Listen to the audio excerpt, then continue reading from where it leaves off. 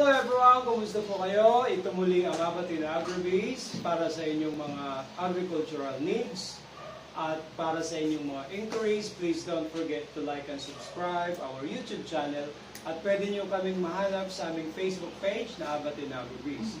Kung gusto nyo makabili ng aming mga machines, very good quality at murang-mura, presyong kayang-kaya dahil kami mismo ang nagpapamanufacture nito. So just contact us sa aming Facebook page na Abatin Agribase or pwede kayong mag-comment sa aming mga videos sa ating YouTube channel.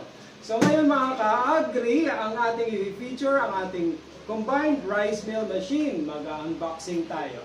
Okay? So para sa mga gustong malaman kung gaano kalaki ang ating combined rice mill. So again, it is combined kasi may grinder at pulverizer na po siya in one. At may kasamang rice mill na in one. Alright? Tingnan natin kung gaano ito kalaki. At para malaman nyo mamaya kung magkano ang presyo at magkano ang discount na makukuha nyo, so stay tuned. Okay? Alright.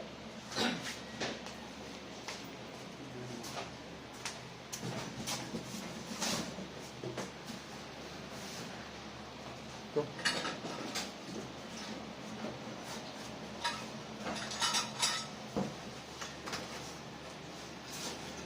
Okay mga kasaka, so ngayon inuumpisa na natin tanggalin ang mga parte ng ating combined rice mill. So makikita nyo is i-arrange lang natin ng maayos. Nang sa ganon ay madali natin itong ma-assemble ng maayos din. Okay? Po, yan.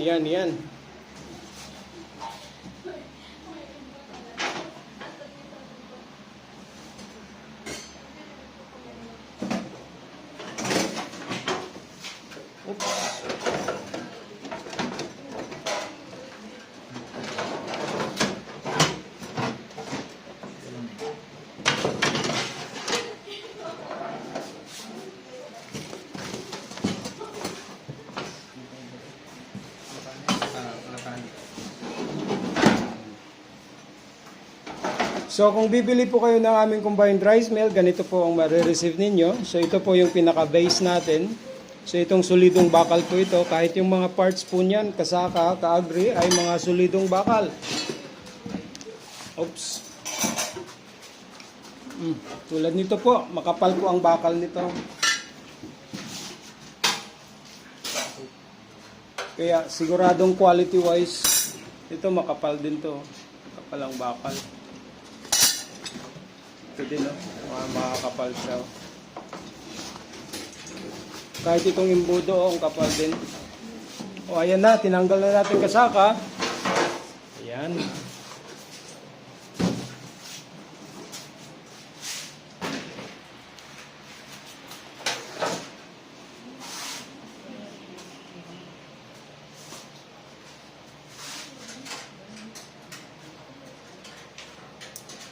Okay, yan na po mga ka-agri, kasaka.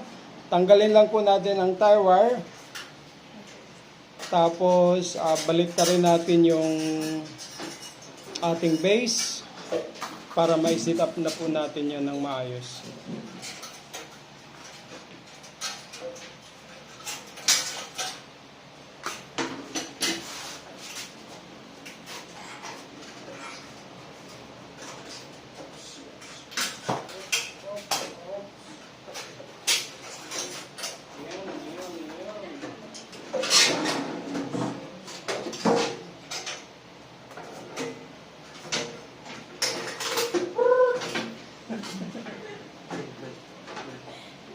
Huli! Wow! Tarap!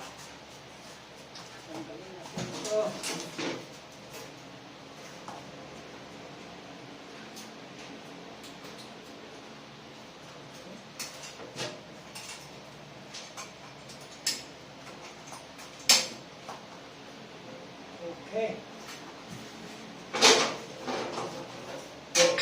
Okay. Baliktad.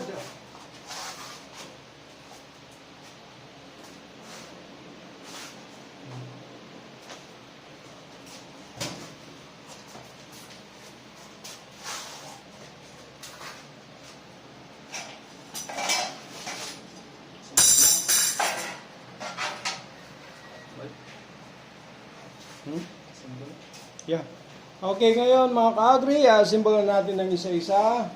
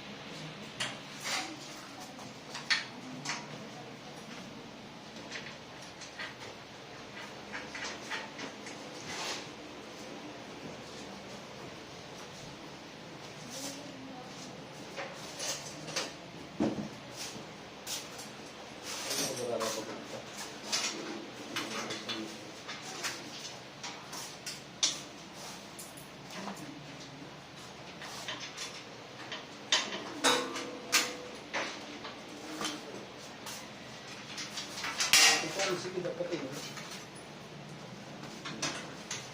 wow! Ay, wala ang pangalan ko. Ito lang nga ba ito?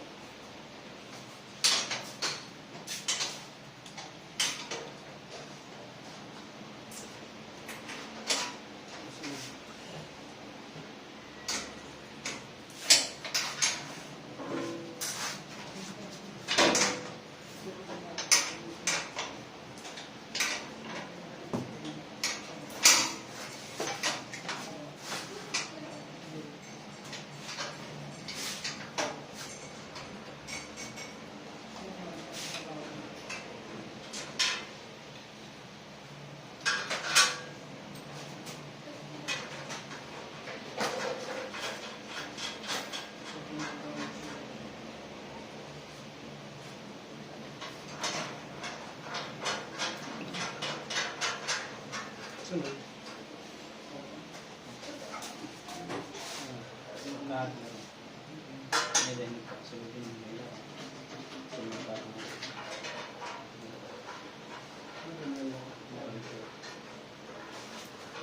Tanggalin yun, ano?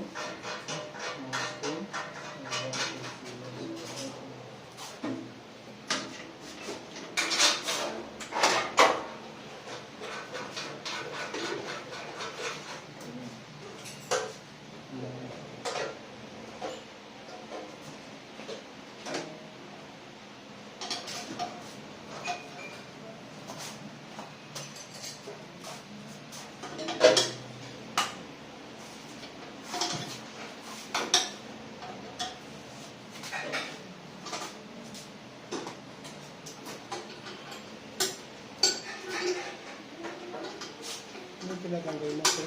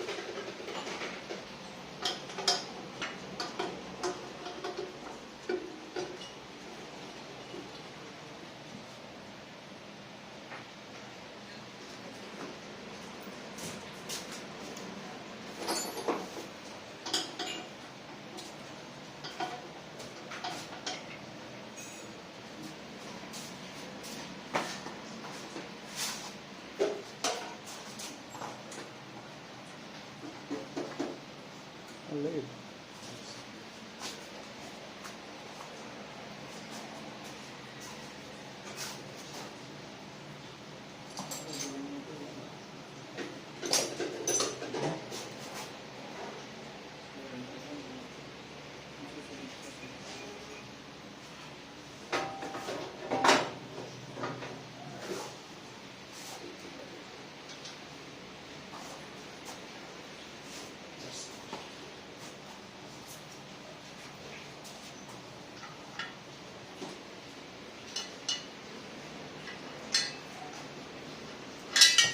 Pasok nyo lang po dito sa loob.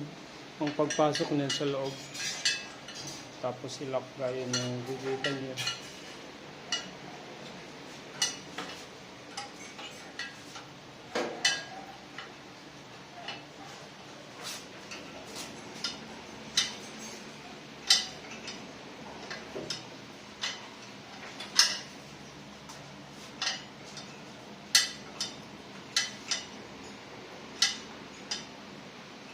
Okay, higpitan nyo naman ng screw dyan.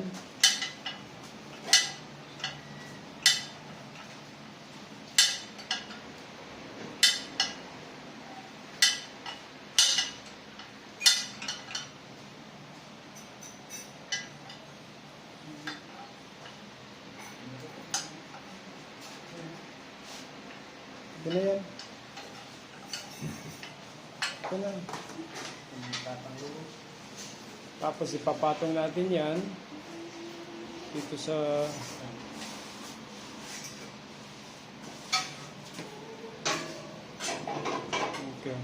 okay bag. Kita natin muna papang.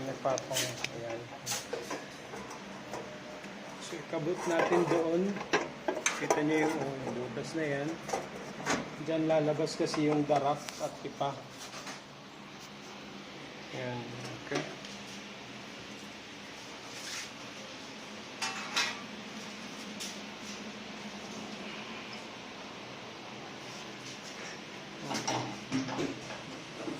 Patong natin dito.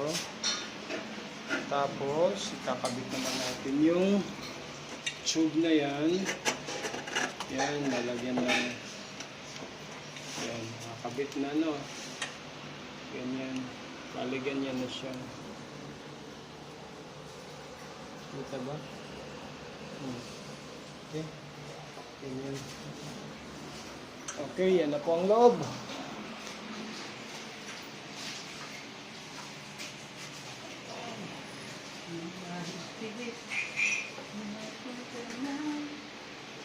So ang mga screw po na yan ay kasama yan sa package na marireceive ninyo na nakalagay sa bag na puti.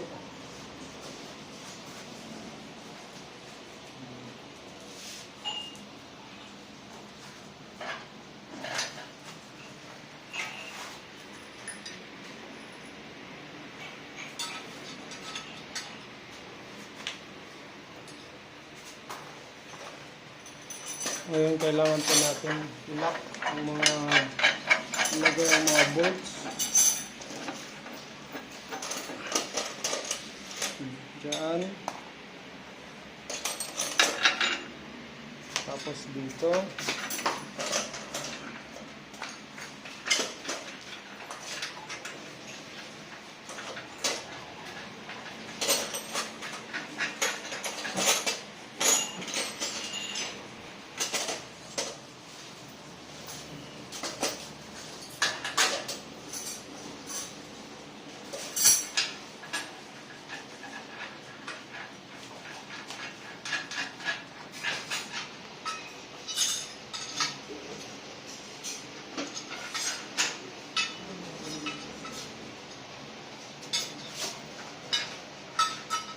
Okay, so ang next nating ilalagay ang para sa funnel naman ng ating grinder at yan.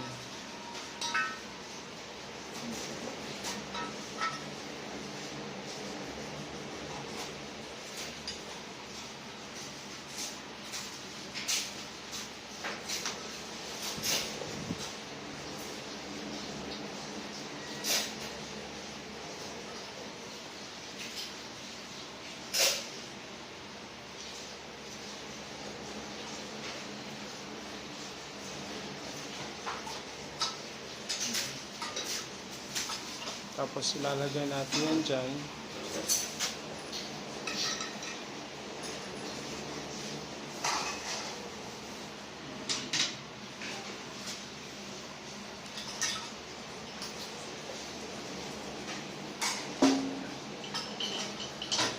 Nga pala mga kasaka, ang mga screens po natin ay nandito sa loob. So kailangan nyo po tanggalin ang mga screens nito bago nyo gamitin.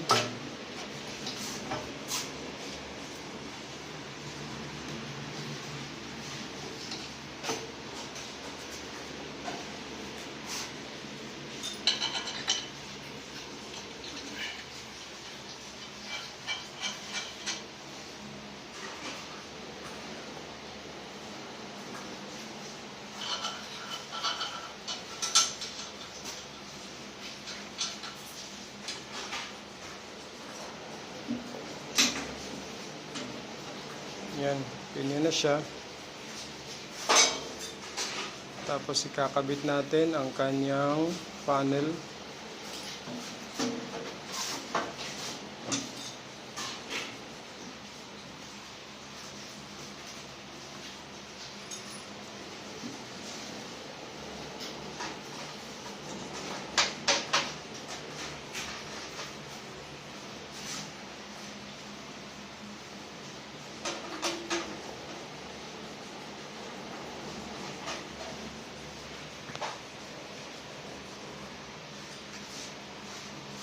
Yan.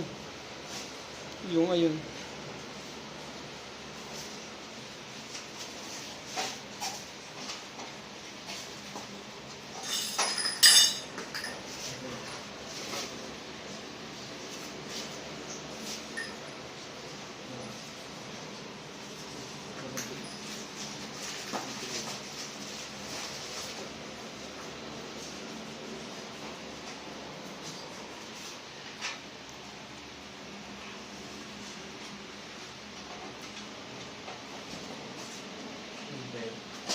Hindi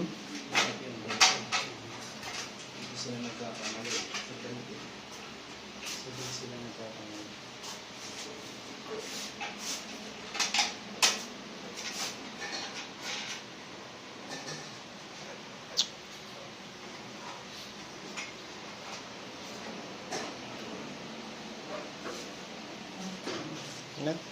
So nakalagay na po ang ating ag-agan sa mga maliliit na darak dito po nalabas, yung mga maliliit na bigas para hindi maisama ang mga butil ng bigas po dito po, diretso po yan.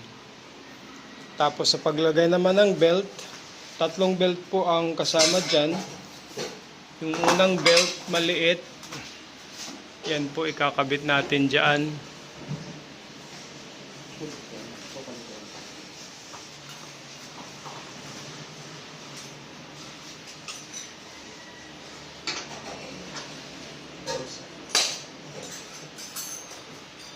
Adi yan. Para sa motor. Kung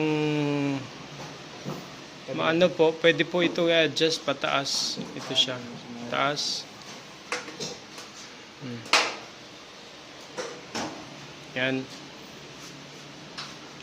So unang maliit po na belt dito ilalagay. Yung sunod na maliit na belt para po sa ating grinder. Dito po siya. At ang pinakamalaki naman na belt para sa ating rice mill. Hmm. Diyan po yan nakalagay. No? So bali ang dalawang belts na ito yung naka-connect sa ating pulley diretso sa motor. Dito po yan, oh. Connect po yan dito. Diretso sa motor dito. Yan. So far yan lang po. Ay, ito pa. Ito naman po siya ang ating switch. Dito yan inilalagay. Ito para pag-switch mo kung gusto mo ng rice mill or gusto mo ng crusher or grinder, pulverizer. Huwag niyong kalimutan lagyan ng protector, cover ng belt. Yan.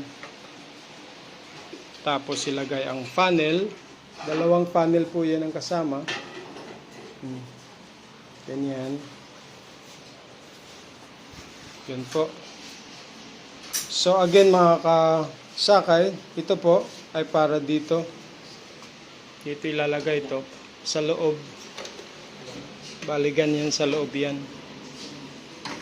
Kalabas ito para pag switch. Yan po. Ito po para sa tube ito. Yung tube natin na inilagay dito sa loob, ito po yung lock niyan. Okay? Tapos, ito pong dalawa na ito, stopper po ito, or controller. Dito po yan nakalagay, yung isa. Ang isa naman dito nakalagay.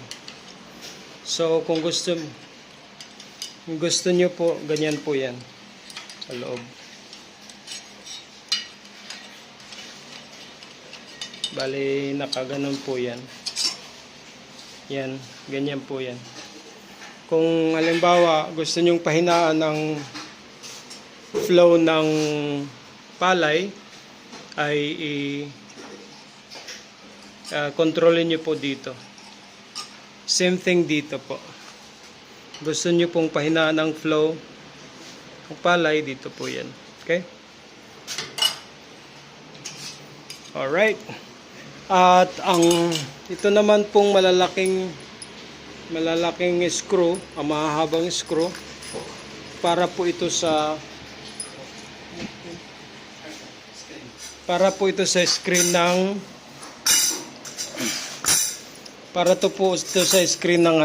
ng grinder. Ang screen po nandito, kukunin nyo po kasi isang screen lang po ang gagamitin nyo dito. Isang screen lang po ang gagamitin dyan. Kunin nyo po yan. Kunin nyo po lahat ang screen dyan. Isa lang gagamitin. Okay na. Tapos, yan po. Yan po yan.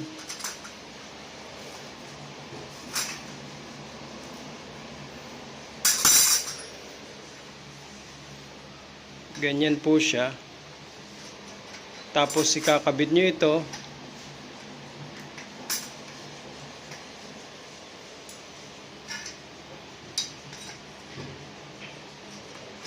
Tapos lalagyan nyo po nito. Bali ganyan po. Ganyan po yan nakalagay.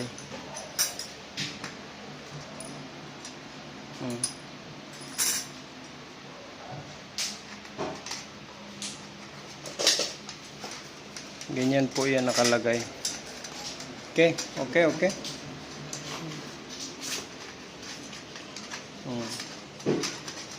Dapat po nasa loob po itong screen. Nasa loob po ito ng mga screw na malalaki.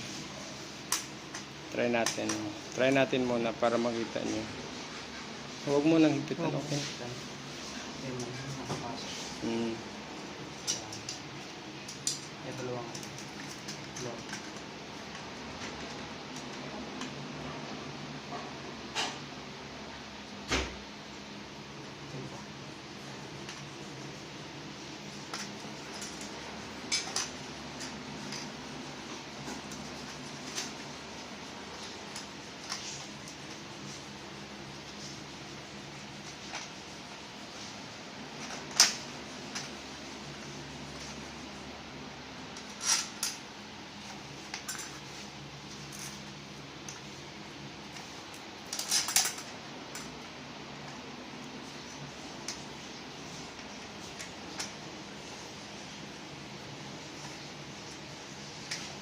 Yan.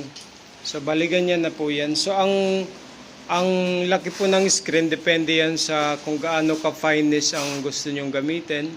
Pwedeng ganito ang butas, pwede din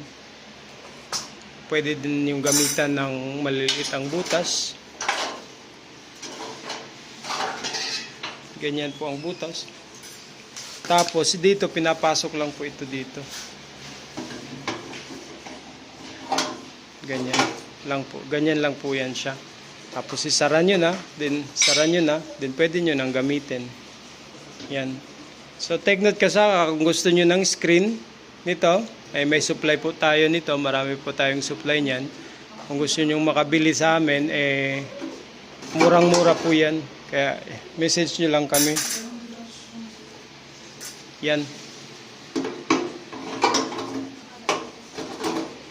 Ganyan po. Okay? Okay na?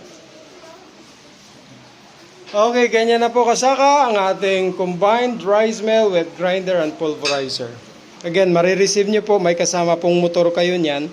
Ang motor dito nyo po sa baba ilalagay. Ganito po yung mga motor natin. Yan po ang mga motor natin yan.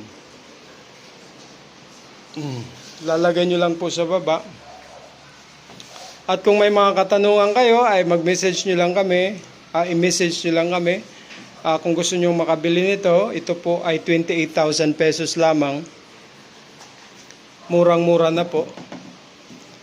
At yan ay tulong namin para sa mga magsasaka natin, kababayan.